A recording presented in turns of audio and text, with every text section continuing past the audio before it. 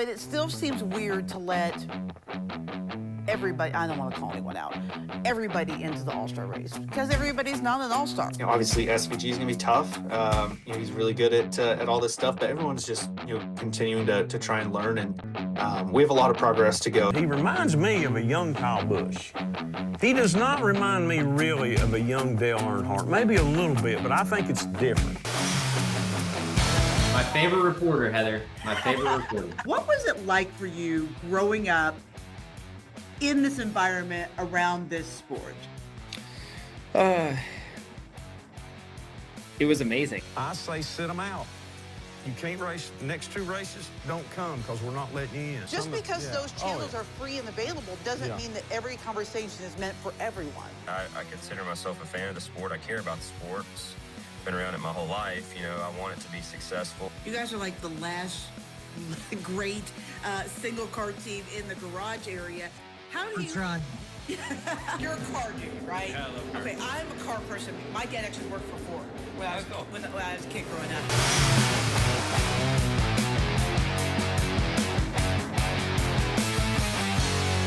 Welcome on to the Backstretch. I'm News 5's Heather Williams, joined as always by our crew chief, Chris Carrier, who's also the crew chief for the Henderson Motorsports 75 truck in the Craftsman Truck Series. And we might already be watching something pretty serious develop. Tyler Reddick, 2 races, 2 wins. What kind of change does that make in the garage when one team starts stacking up those wins early? Heather, to me, it's all about momentum. You watched that race at Atlanta. Now, you won the Daytona 500 in exciting fashion. With 1 lap to go, you might not have bet on him to do that, but, some cars wrecked, and this guy went that way, and this, that, and the other. And he came back around and got the trophy. And then in Atlanta, kind of the same thing, except he didn't even have a right front fender on his car. Yeah, but I heard several drivers on the scanners talking about how they didn't care that he didn't have a right front fender. He was still the fastest car in the field. Well, and that's, I don't know how to explain that, except that I think the kid right now has got momentum from the Daytona 500. Let's look at the thing too. They've got momentum from the decisions in the off-season about the legal matters and the lawsuits and all this stuff. And now, let's face it, everybody there has got to be breathing a lot easier and a lot happier, and probably with more jingle in their pockets than, but it's a lot of momentum and a lot of happy time, and he probably feels a lot better because there was probably a time last year when he's thinking, I don't know if we're even going to have a team or not. I might not have a job. Now he's won the Daytona 500. He goes to Atlanta, and you know what? I don't know how much difference the right front fender. I have no clue about aero, downforce, drag, whatever that his car was compared to everybody else's. Apparently it was pretty fast no matter what. I think that might have been a little bit because that guy pushing the gas had it down to the firewall the whole time. He's very motivated. He's very confident. He's got everything behind him. He's got ultra confidence in his team. And, good for him. Good for him. And I just think it's... they better watch out because, this young man's, he's on fire, and he probably feels like, wait a minute, I need to win some more because I got to do some catching up here. And there's other races left he can win, and that team, including this week, which we'll talk about a little later on. Yes, that team is, they've got their stuff together. His teammate Bubba Wallace could have very well at least had one of those trophies. Very close, a little bit here, a little bit there. This guy go this way instead of that way, and not hang him out at Daytona. It just happens. So the equipment is there, their approach and the way their outlook and everything, the way they're making decisions and choices and the way they're doing their planning, it's working. So better watch out. This show probably ain't over. Time for what matters, what doesn't. Joe Gibbs Racing has filed a lawsuit against former competition director Chris Gabhart and his new employer, Spire Motorsports. It claims Gabhart embarked on a, quote, brazen scheme to steal JGR's most sensitive information, close quote. For Spire and for Gabhart, and really for Joe Gibbs Racing, I realize this is a big deal. But for the rest of NASCAR, why does this lawsuit matter? Well, first of all, let's look at it, the obvious matter, the raw matter about that, you know, Joe Gibbs is suing a longtime employee who decided to leave. I don't know the reasons for that. I don't, you know, guess it's probably none of my business. But he decided to leave and he went to work for Spire, which is competition to Joe Gibbs. Gabhart was there. I've never met the guy, don't know anything about him. He's a very intelligent fella. And they had a lot of success with him. He had a lot of success with them, you know, but it was part of it. And yeah, he was probably privileged to everything that was going on there, you know. So when a guy like that leaves, leaves a pretty big hole in your combat troop. You know, you lost one of your generals there, and yeah, he knows a lot of stuff that he can take somewhere else. Now, the fine line of how he takes that information to someone else, I think, is where this is where the sore spot is. Now, you know, he's smart enough to remember some of it. Yeah. But I mean, he probably came up with a lot of it. He probably invented a lot of it, came up with it, probably, you know, helped create it, help mold it, make it, refine it, the whole 9 yards. I mean, this guy's probably a walking computer himself, but there's things that, you know, there's so much information that a human mind can't have all of it and just write it all down. It would take months of what's in computer programs, you know, files and so on and so forth. So I don't know, Heather. I think that I hate this kind of stuff. Well, I was going to ask you, big picture. Like now, we just had the lawsuit with 2311 and Yes, Front Row ma'am. Motorsports. There was a lawsuit last year also between RFK Racing and Legacy over their charter. Yep. And now we've got this. Have we entered the? I think why it matters is, have we entered the litigation era, to steal a Taylor Swift phrase, of NASCAR? I mean, is everybody just going to start suing each other now? Well, you know, Heather, there's a lot of money riding. There's a lot of money involved in basically everything that goes on, especially in the Cup Series. It's a much higher level than the other series, and there's a lot of money and a lot of impact that goes on in all these decisions and all these ways they do things and everything.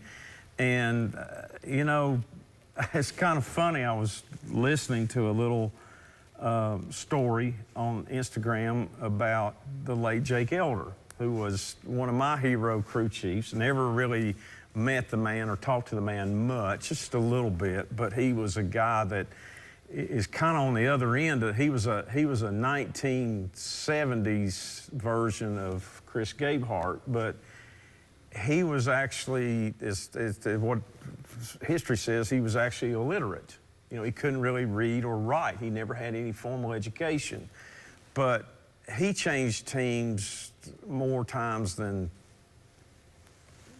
I don't know what.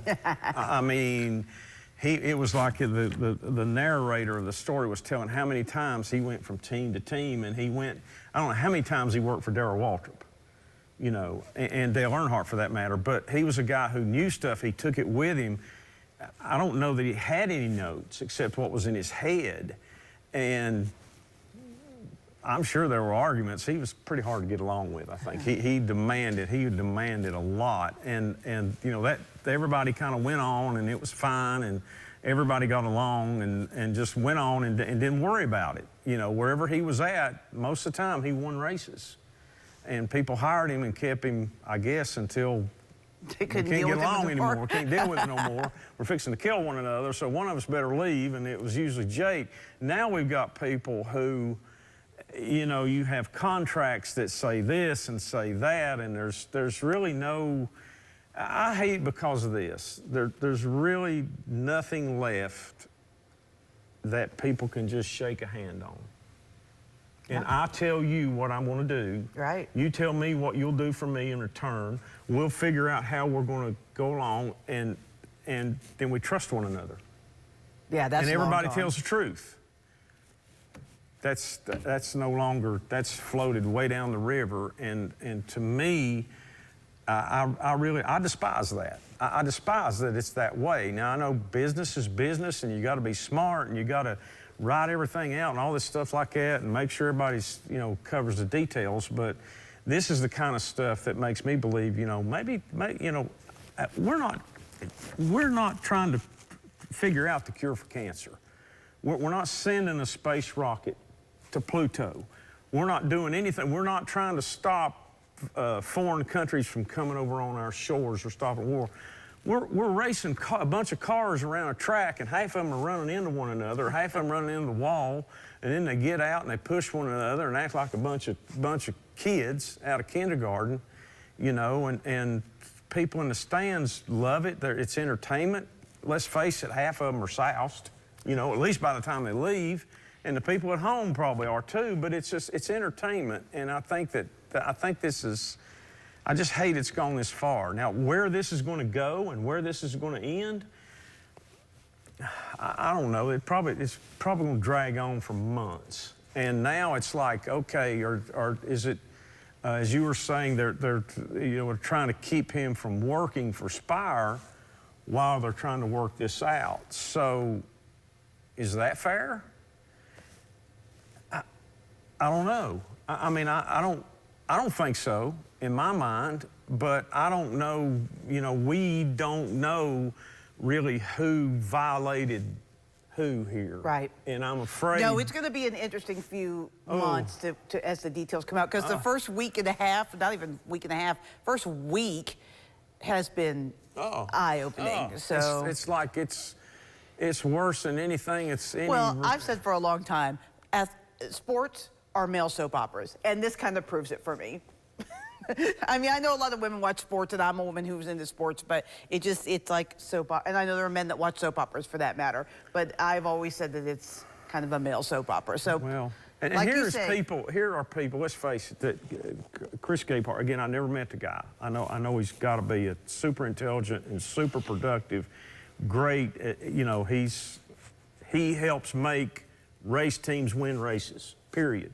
Okay, Joe Gibbs has a sterling reputation. A lot of their people never leave. They're one of the teams, the Penske, Hendrick, Gibbs, that people get there, they never leave. They always want to be there, and there's reasons for that. But somehow or another, this went awry. Right. Now, there's rumors about, special treatment for Todd Gibbs that Gabhart didn't want to be a part of. Maybe, I don't know. I mean, he's Coach's grandson, so of course he's going to get special treatment. Well, That's how I feel. You don't think that Austin gets special treatment at RCR? You don't think that Junior got special treatment when he was driving for his dad? There's no doubt about it. There's no doubt about it. You think Kyle Petty, do you think he just got the same chance as any average Joe from Richard Petty? Or no. Michael Waltrip? Or Michael brother? Waltrip? I mean, if he was Michael human. Smith, he probably didn't hang around the sport as long. No. So this is stuff that, I don't know that we should stand back and make fun of them and throw oranges at them or eggs at them or something like that and say they're a bunch of idiots or whatever, or they're greedy or whatever. We might all look in the mirror and say, would I be doing anything different? Yeah, probably not. All right, Probably NASCAR not. announced the format for its All-Star Race at Dover. The Open is gone. Every driver gets to run the first two stages, which has caused people to call it the All-Cars race instead of the All-Star race, which I love. It's my favorite thing on social media this week. Elimination will then be made for the final stage. So, as you can imagine, the reaction is mixed at best on social media. But my question is, I'll be honest, personally, I hate it. I hate the format. I love the Open. I love the drama of that, and then finding out the last minute who was after who won the Open, who was going to get the fan vote and all that kind of stuff. But at the end of the day, does the format for the All-Star race matter? I think at the end of the day, what's going to matter is how exciting the racing is and how the finish of that last stage plays out. How many laps is the last stage? Do you remember? I don't know. I think I'm the first sorry. 2 stages are 70. I don't know if they're all 70 or if the last one's slightly longer. Yeah. My experience at Dover is it's a big Bristol, and it's a smaller aero track. But it is, trust me, it is aero dominant. So my fear is that in that 70 or 50 or whatever lap run, that they're going to get strung out too much. All right, the last stage is 200 laps. Oh Lord. It's a long time. It's a lot. It's a lot of. That's the same thing as a truck race or as Harry Gant would say, a Busch Series race. You know, that 200 laps is a long time, and if somebody hits it a little better than everybody else, he's going to lap half of them. So I don't know. I don't know if that's going to work. I don't know if that's going to be entertaining. It's basically going to be. And that is kind of like part of what the track is. My biggest contention with is, why are we letting everybody into the All-Star race? I mean, I realize that they're trying to use the stages as the open, but it still seems weird to let everybody, I don't want to call anyone out, everybody into the All-Star race, because everybody's not an All-Star. Like, let's run the open. If you want the last, run the open and if you want to run the open, a last chance qualifier and then a 200 miler, okay. But with stages, because you're right, it's going to get spread out. I just don't feel, it doesn't matter. It's an All-Star race. It's an exhibition race, in my opinion. But if you're going to do it, as Wham said, if you're going to do it right. Young kids look that up. I don't really, at the end of the day, I really don't know what was wrong with the format, the original format to start with. I can remember running that open race, and I'm telling you, it's intense. It's intense. Yeah, if you thought you could win that thing, and how many times, you look back through history, how many times did the winner of the open or the second place car either win the race or was in the top, say, 3 or 4 trying to win the main race, the main stage, the final round. It was exciting, and I think fans got into that. They see, I don't care who it was, whoever they saw say, wait a minute, he had to run the heat race, the hooligan race is what most people called it, the hooligan race. He got in by running the hooligan race. And he's fixing to win. He's fixing to beat these guys that were already invited, didn't have to run the hooligan race. And it kind of puts a little bit of a juice on that to say, hey, man, this guy's really done a day's work. They've done well. Yeah, because now the way that they're doing it with just the top open cars, transferring or whatever, without having to win anything, you could not win anything, including a race or a stage or anything, and somehow win the All-Star race, which is weird to me. But well, now, I will tell you this. Gas mileage is going to come into play. 200 laps, gas mileage will come into play at Dover. You're already giving me indigestion, and it's too far out to start talking about that. Yeah, I don't know. I'm not so sure that the Busch Clash and the Winston Open, we haven't reinvented too much. Yeah, I'm not so sure we haven't reinvented those things too much. They were pretty doggone good. Of course, we had Dale Earnhardt in a lot of them, and he made a lot of things good. But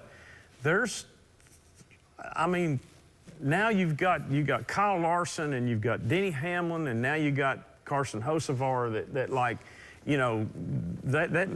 the 2 races this year, the final laps have been pretty daggum exciting. Yeah, and we're going to talk about Carson. Doggone exciting. We're going to talk about Carson a lot here in a second. All right, so right now, hang tight. We're with you in a moment, but right now, let's spend 5 minutes in Turn 5 with Todd Gilliland. Joining us now is Todd Gilliland. First of all, Todd, thank you so much for taking the time to talk to us today. Absolutely. Yeah, it's always great talking to you. So we have two races in the books, two super speedway races. I know they did not necessarily go the way that you wanted them to, but how difficult is the start of the season with super speedway road course? And how do you kind of keep in the back of your mind that it's not going to be this crazy the whole year when you get caught up in wrecks? Yeah, I mean, I think, for a team like ours, that we look at it as, a great opportunity. But in the back of your mind, like you said, right, you could easily come out of these first two races in a position just like we are with two DNFs. I've somehow gotten in 4 wrecks in 2 races, which is not a great start. But yeah, on the other hand, right, like you said, you UFC is trying to maximize your points throughout those 2 races. I feel like we've had decent runs, and then just as soon as we start to maybe get a little bit of momentum on our side throughout these last 2, seems like we just get caught up in a mess. So yeah, I mean, that's how those super speedway races go a lot of the times, though, regardless. But then yeah, like you said, going to COTA this weekend, obviously every single race matters a ton. But yeah, it's very interesting how we start the season. I feel like these first 2 races are just obviously our biggest race, and then Atlanta. But there's not really much, as much handling it and stuff like that goes into it as, when we're going to get to Phoenix and Vegas. So, yeah, I think a lot of it is just like slowly, getting us into the groove of things. And then, yeah, once we get through COTA here, I think you'll really start to see where everyone really stacks up. Do you take any solace at all looking at your teammates, particularly Zane? He's been really fast and run up front. And then even Noah has had a couple of good races, knowing that the potential in the car's there. And if you just stay steady and maximize your points, you can recover. Yeah, absolutely. I think, that's a good and a bad thing of, I feel like we've had, speed as well. And I mean, that's just kind of super speedway racing, right? I feel like, I've just not been in the right place at the right time. I think a little bit of that goes into, kind of what led up to these wrecks, right? Are we right in the middle of the pack where, Daytona, it seemed like we were, I think I was 4th or 5th coming to the stage end, and just, I feel like there's nothing that I could have done differently or would have changed there. So it's just, yeah, it's a tough situation for these first 2 races, but yeah, seeing what our teammates have done is really cool. And yeah, to come out of these first 2 races, on a high note is really good for those guys. But yeah, we're probably on the complete opposite side. Last year, I know probably had to be pretty tough for you with everything that was going on off the track at front row. Is there maybe an unexpected weight off your shoulder this year, knowing that the team is settled, like everything's settled, and you guys can just work and not have to worry about the off the racetrack stuff? Yeah, no, I definitely agree with that. I think, throughout the season and, yeah, pretty much all summer and into fall last year, we really didn't think about it much. And I think that goes for everyone in the shop. Everyone's just so focused on doing their job, to the fullest of their capability. And, yeah, I would say, really, I started to get a little bit nervous, right after the season and just kind of, looking ahead and seeing, what the real possibilities were going to be. It's nerve wracking. I think it's probably nerve wracking for everyone in the whole shop. So, yeah, the day that it was all settled and behind us, we had a lot of fun and had our Christmas lunch actually that day. So, timing worked out perfectly for us. And yeah, I think it's one of those things, like you said, it's a stress that just slowly built up that, you don't even realize is really there. But, seeing from, top to bottom, everyone's faces, in the shop when it was settled, it definitely, went to show that, I think we're in a better spot now, and just, moving forward is going to be, really important and really fun for us. So I'm located in Bristol, which is not too far from Morristown, which is where Bob Jenkins is from. I feel like to me, he's one of the unsung heroes in this whole a lawsuit thing, because he risked so much. What's it like working for Bob and working and driving for Front Row? Yeah, it's a lot of fun. I think, that's easy to happen to Bob because, even when you see him walking around the racetrack, he's just not a guy that, you look at and you're like, okay, that's, a very successful, businessman, away and building this awesome race team. He's just a really normal guy, which, for us makes it a lot of fun to, be able to talk and hang out. And yeah, it makes him a good leader. So, yeah, I've always been, a big fan of Bob, even, growing up around the race team and, when my dad was racing here. So I've known, the Jenkins family for a long time, probably over 10 years at this point. So, yeah, it's really cool. And yeah, like you said, it was funny always, watching even the videos of them walking out of the courtroom, it's always Michael Jordan with the big crowd. And, Bob is kind of in the back, smiling, but yeah, like you said, right. He risked just as much, to get all this, going. And yeah, it's really, really awesome that it's, worked out for our race team. So looking ahead now, we touched on it briefly, but COTA, what's kind of the challenge? This will be the second year running the short course. So what do you have to do to be successful at COTA? Yeah, man, it feels like it's been a long time since we've ran a road course. I actually was a big fan of the short course at COTA. I was able to win a truck race on the full length course, but yeah, but I think it's a lot of fun. You still get a lot of the the action spots, the S's, the turn one, and really the fans get to see us a lot more, right? Just from a time standpoint, the laps are shorter and we're in front of a crowd a lot more. So I'm a big fan of it. I think it's always fun to change it up. This year will be interesting with the 750 horsepower package, and Goodyear and NASCAR. Everyone keeps going softer and softer on the tires. So yeah, I think you could see a lot of comers and goers. Obviously SVG is going to be tough. He's really good at all this stuff, but everyone's just continuing to try and learn, and we have a lot of progress to go. So yeah, I'm super excited about it. I always love going to the Austin area and getting some good food, and yeah, overall it's going to be a beautiful weekend in Texas. You mentioned something that's interesting to me, the softer tires, and I know that they're using the same compound as last year, which is a little softer than it has been. I guess I think about that more at the short tracks. How does that affect the racing on the road courses? Yeah, it's a really massive difference on the road courses as well. Just in the short track world, you can feel it really on the exit of the corner. You just end up getting looser and looser. Usually it's the right rear tire, just only the right rear tire. So a lot of times when we go to Martinsville and stuff, you want to leave the corner really low, really straight, and use both rear tires.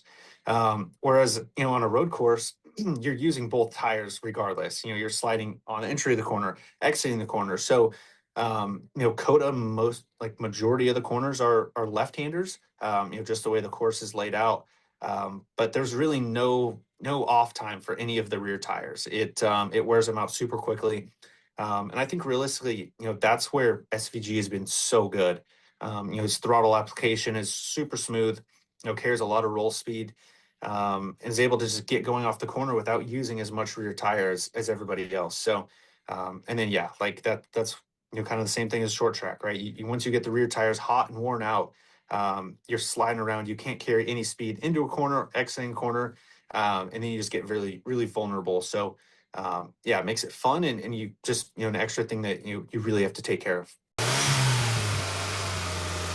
Back now with our crew chief, Chris Carrier. It is time for Say What? Let's start with some audio from this week's race as Carson Hocevar was winning friends and influencing people with his moves on the track.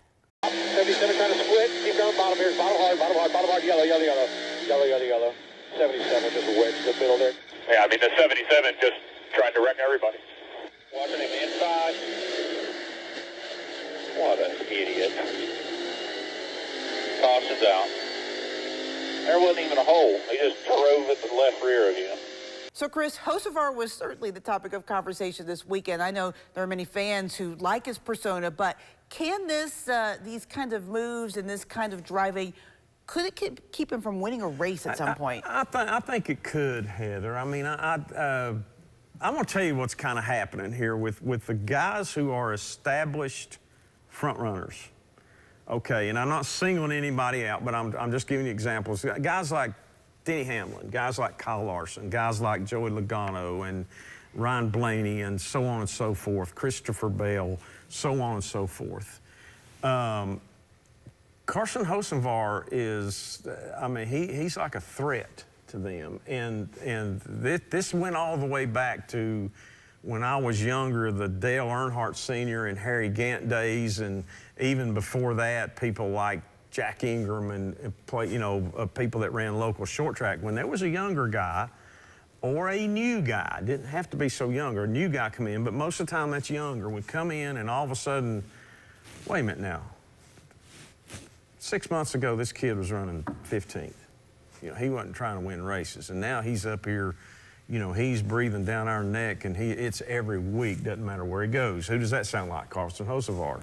He got a lot of talent, he's got a lot of abilities, and they'll probably say, well, he hadn't knocked that wall down enough yet. Well, I think, smart. And Denny Hamlin talked about this in this podcast.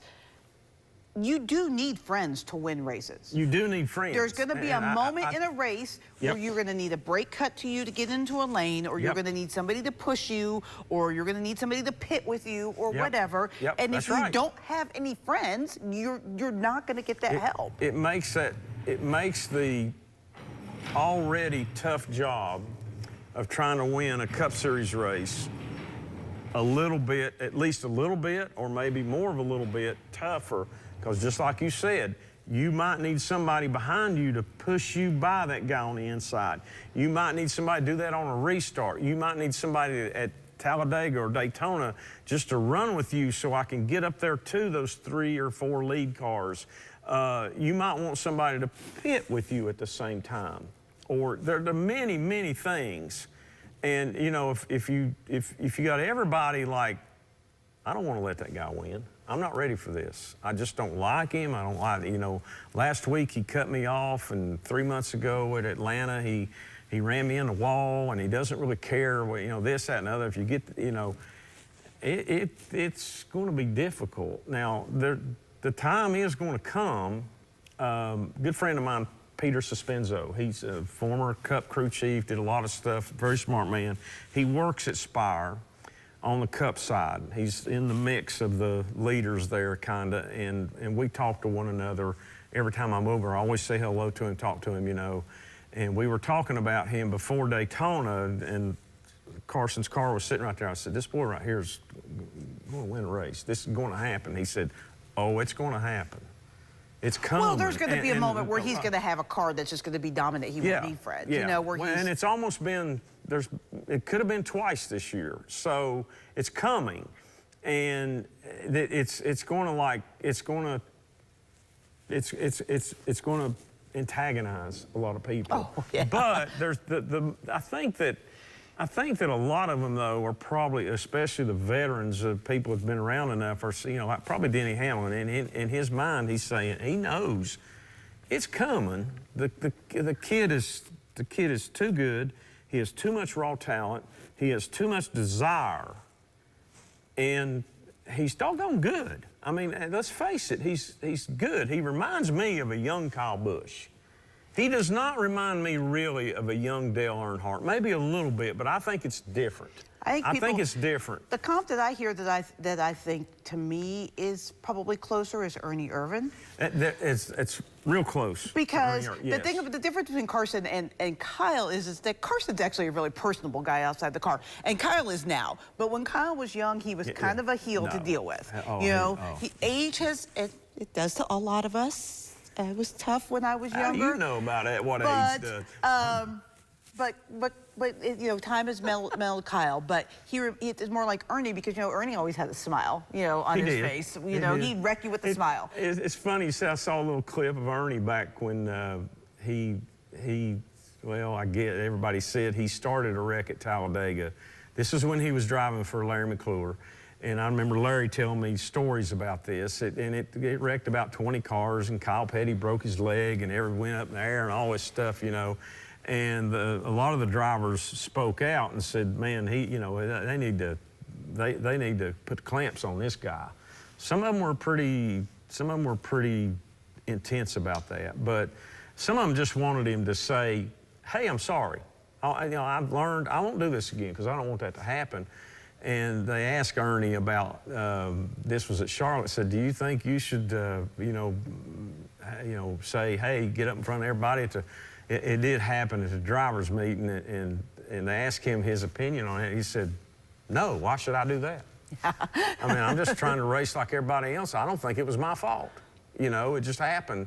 And I know that was Ernie's attitude, and Larry told me the story, and it kind of, Bill France Jr. kind of forced it to happen. And it was a really funny story, the way it went about.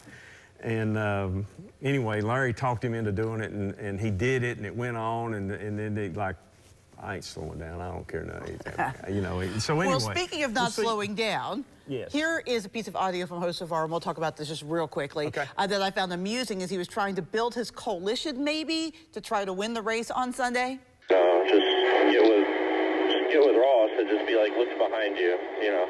Let us be a race amongst ourselves, you know what I mean? Like, don't fuck me because you have some vendetta when the guy behind you is not going to obviously go with you. Yeah, copy.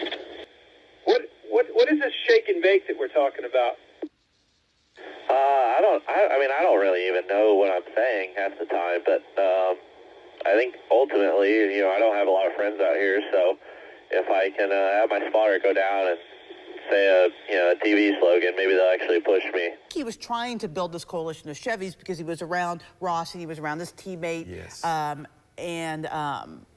it didn't work out. No. Why didn't it work out? Because there were 4 Chevys lined up in a row. To hear Daniel Suarez talk about it post-race, they didn't really work together as well as the Toyotas did. Is that fair?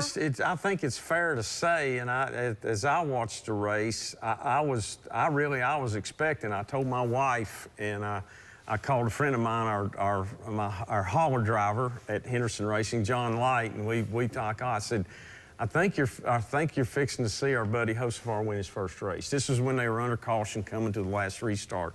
I told my wife, I said, I think Hocevar's going to win the race. It's fixing to happen.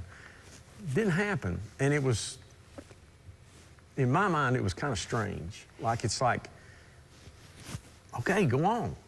And it just didn't, his car didn't have that oomph. Well, and the 3 of them, and really the 4 of them, because SVG was behind them, but I heard them talking that he wasn't really all that committed, it seemed, to running with the group. But none of them were really that committed to running together. Now, Kevin Harvick gave an explanation, actually, before that restart about the tires. See, they were, I'm not sure all 4 of those, but I know Hocevar, Suarez, and Ross had better tires. They did. Had less laps on the tires. And Harvick he's a mint of information. The guy's unbelievably smart. He said, well, and if you remember, they sat on the red flag. They sat on the racetrack under red flag condition. And he said, when you put new tires on and they're stickers, brand new tires, and you go as soon as they throw the green flag, he said for that first run, that first time, whether it's 3 or 4 laps or 15 laps or 20 laps, he said those tires are distinctly better than people who have used tires. He said now they've run some laps on them, they've gotten real hot, they're sitting on the backstretch, they were there for what, probably 6-8 minutes, something like that, a pretty good while. He said those tires have already cooled way down now, and that's what's called a heat cycle. He said when they go back and restart the race again, he said those tires may not be any advantage now because they're used tires as well, and the ones on the other cars are not like worn out. They were just at this point when they had new tires. So he talked about that, and I remember him saying it, and it's like, well, this may make a difference, and it did. Now, again, I don't know how Tyler Reddick actually won a race at Atlanta without a right front fender. Right place, right time. Right place, right time. Right place, right time. But he still had to be in front for a lap and a half. That's what. Well, yeah. I mean, once he got up in front for a lap and a half, it was impressive that he was able to. But nobody was working together behind them, right? The only person that was really working with anyone else was the car directly behind him, which was Briscoe, was helping Tyler. Bubba pulled up to try to block the high line. He pulled up too far. That kind of knocked him out and pushed him back. The Chevys couldn't get organized, and there's Tyler out front with Chase pushing him. And that's all he needed. That's all he needed. Well, and now we get back to talking about the Chevy guys. A lot of times too, and I think this happens in all types of life. You know, not just in a Cup race, in a NASCAR Cup race, sometimes the teammate guys get more frustrated at each other than they do with the other competitors that might be in different type cars, because they'll say, well, you know, we're all Chevrolets, he's supposed to be helping me. Right. Now, he done forgot about 2 laps earlier when he didn't help him. Oh, so, come you know, on. I mean, they got short memory like this. So maybe there was something there that, like, you know what, I'm not ruining my night to push that guy who's pushing that guy, or this. I'm gonna try to put myself in the best position to get the best finish for me, and if it helps him, okay. If it don't, I'm not worried about it. You know, I don't know. It's kind of a little bit of a weird ending to that race. It was not what I predicted, but Tyler Reddick came home with his 2nd out of 2 wins this year. He's undefeated. Chris, let's put on that crew chief hat now quickly for our pit note. Give me your keys to success at COTA this weekend. Well, your driver has to, this is a driver's racetrack. The thing is, it's long enough and so on and fast enough in places, go back to that aero stuff. And yes, there will be fuel mileage involved. It's a long racetrack, and it's one of the places you don't want to run out on a road course, because you might be over stuck in the mud somewhere and not be able to get back. There's enough rights and lefts, sharp turns, sweeping turns, a little bit of up and downhill, a little bit that makes differences to where COTA is a place where you just think about normal 101 road course, but you have to think about aero. You have to take care of your fenders and everything like that. There'll be some differing strategies. I don't know what the weather's going to be like. You know, the rain always changes some things. Wet weather. All of that is great, but isn't this race really SVG versus the field? It is. I mean, I don't know who's going to beat him. Well, I say that. This is the only road course that he did not win last year. Christopher Bell won. And Connor Zillage is in the field now. Connor Zillage is in the field, and he'll have good equipment, good car, and he's the same equipment as SVG. Same thing. He's SVG's teammate, so he is going to learn off him. I'm really kind of interested. I'd like to be a fly on the wall and listen to some of that. Now, Connor Zillage is a sponge. This kid, I mean, he zaps it all in and stores it, and he's very likable. I'm sure he's won over everybody on that team, you know, to try to help him. So you taking SVG, you taking the field? Ooh, the field. You're taking the field.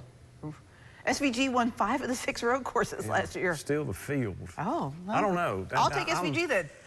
Okay, we'll do that, and we'll see what happens. If I win, I get to take the lead on next week's Backstretch. Oh gosh, we'll be here all night.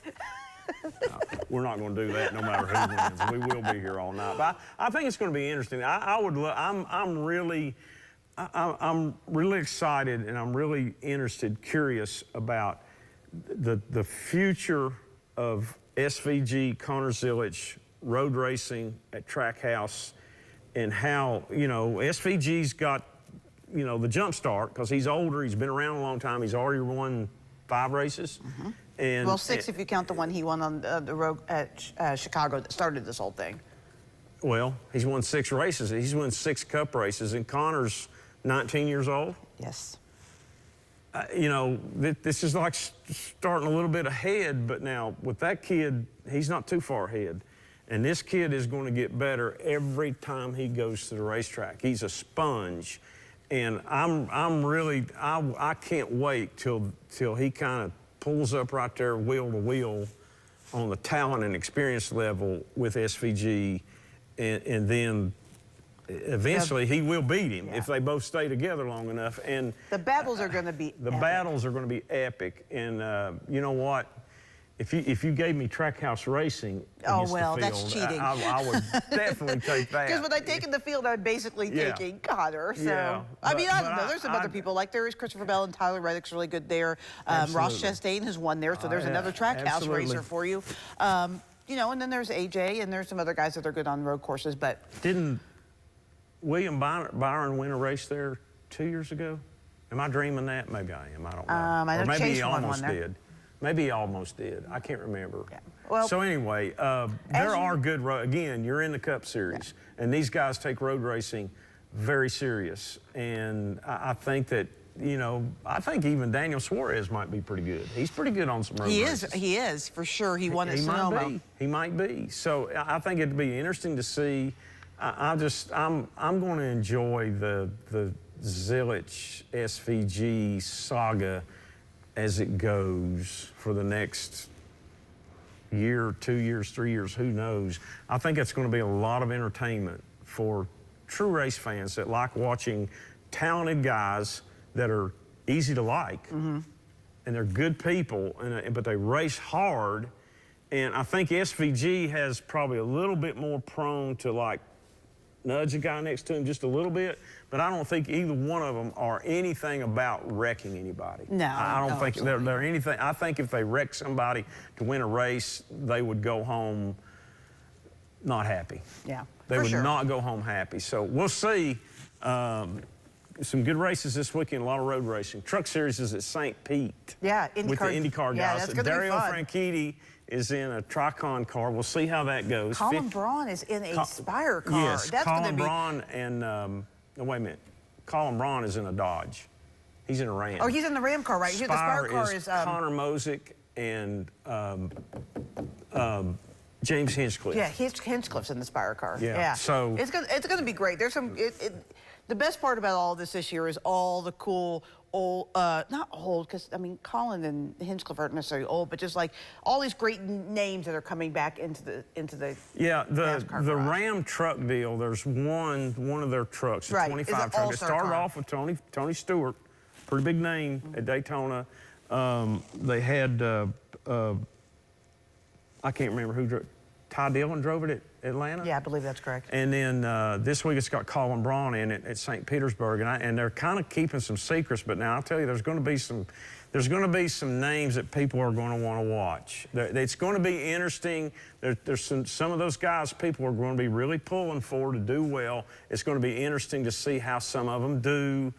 You're going to recognize a lot of those names pretty quickly. And I think it'll be a lot of fun, and I think it'll be very entertaining. Even with Tony Stewart, as great at his driver as he was, that was a tall order to ask him to come to Daytona. He'd never driven, I don't know if he'd ever even driven a truck. I guess he had, surely, but not in how many years, and not at Daytona. Not at Daytona. As much as it has changed, it's like, that's a lot to ask.